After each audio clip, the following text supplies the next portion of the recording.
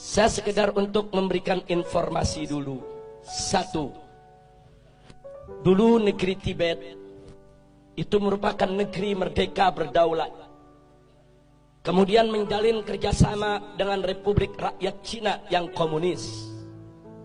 Setelah ada perjanjian kerjasama, Cina mengirim ribuan tenaga kerja ke Tibet, saudara. Membangun kota, membangun jalan, membangun kantor-kantor pemerintah, saudara. Kemudian setelah pembangunan selesai, ternyata ratusan ribu para pekerja tersebut angkat senjata melakukan pemberontakan di Tibet. Kok bisa? Ternyata para pekerja tersebut adalah tentara, saudara. Tentara yang memang dididik, saudara, untuk bekerja. Kemudian setelah itu Tibet jatuh, dikuasai oleh negara Cina, dan pimpinan tertinggi agama yang ada di Tibet, yaitu Dalai Lama, ditangkap dan diusir ke luar negeri sampai hari ini, saudara. Hati-hati, masuknya tenaga kerja Cina ke Indonesia yang jumlahnya saat ini ratusan ribu orang harus diwaspadai, karena kita sudah lihat bagaimana tegapnya badan mereka, bagaimana perawakan mereka. Lebih tepat mirip tentara ketimbang pekerja kasar atau buruh, saudara. Yang kedua, saudara, di tengah Afrika ada satu negeri bernama Angola, dibantu habis-habisan oleh Republik Rakyat Cina, saudara. Setelah diikat dengan utang yang begitu besar, kemudian Cina mulai mengatur Angola. Anda tahu minggu ini apa yang terjadi? Parlemen Angola mengajukan undang-undang untuk ditandatangani oleh presiden yang isinya Islam tidak boleh ada di Angola, dan seluruh masjid harus ditutup. Alasannya karena berlawanan dan bertentangan dengan adat istiadat Angola, saudara. Ya, hari ini Islam dilarang di Angola, saudara.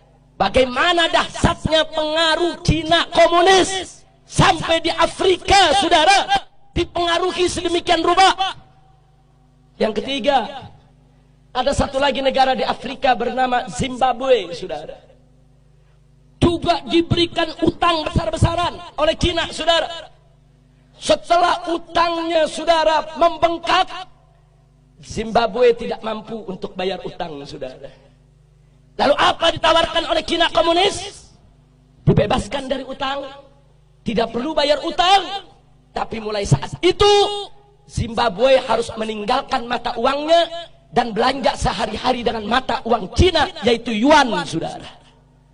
Saat ini di Zimbabwe, jual beli, sewa menyewa, transaksi, semuanya menggunakan mata uang yuan milik Cina komunis, saudara. Kembali ke Indonesia, saudara. Saat ini kita dapat pinjaman utang ribuan triliun dari Cina, saudara. Saat ini kita berutang kepada negeri Cina ribuan triliun, yang 7 turunan kita ke depan belum tentu kita bisa bayar, saudara. Hati-hati dengan ribuan triliun kita hutang ke Cina. Saat ini Cina komunis mulai mengobok-obok kita punya negeri, saudara. Mari kita lihat satu, saudara, bagaimana mereka masukkan tenaga kerja. Ratusan ribu orang masuk ke Indonesia saat ini. Dan minggu yang lalu, saudara, Presiden Jokowi sudah menyatakan, mengingatkan kepada para pengusaha untuk tidak lagi bertransaksi dengan dolar ataupun rupiah, tapi bertransaksi dengan yuan, mata uang Cina, saudara. Ini bukan fitnah, ini keputusan presiden, saudara.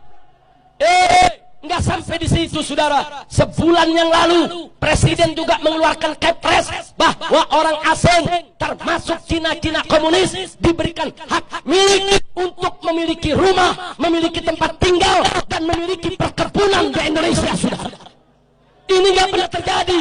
Orang asing diberikan hak milik. Ada apa gerangan yang terjadi, saudara? Masya Allah. Ada apa ini negeri? Saya ketemu seorang pejabat, Habib, kan enak kerjasama dengan Cina. Kita dibangunin itu jalan kereta, MRT, LRT. Saya katakan, Pak, itu bangun bukan gratis. Kita ngutang dan kita harus bayar dengan bunga. Satu. Kedua, kontraktor utamanya harus dari negeri Cina, bukan kontraktor utama pribumi kita. Yang ketiga, bahan-bahan bakunya juga harus diimpor dari Cina, termasuk reklamasi tiang-tiang pancangnya bukan kita buat sendiri, dari negeri Cina harus didatangkan, saudara. Dan gak sampai di situ, minimal 30% tenaga kerjanya juga harus dari Cina, saudara. Jadi apa yang kita dapat untung dari proyek-proyek tadi? Duit kita dikasih pinjam sama Cina, mesti bayar ke kontraktor Cina, mesti bayar ke pekerja Cina, mesti bayar ke material Cina. Semua duit balik lagi kepada mereka, saudara. Jangan mau dibohongin, jangan mau dibodohi, jangan mau dikadalin. Ini negara harus kita selamatkan. Tak boleh saja oleh asing dan asing. Betul. Siap bela negara, siap bela NKRI, siap bela Islam, siap bela bangsa, siap bela rakyat, siap jaga pribumi. Takbir, takbir, takbir.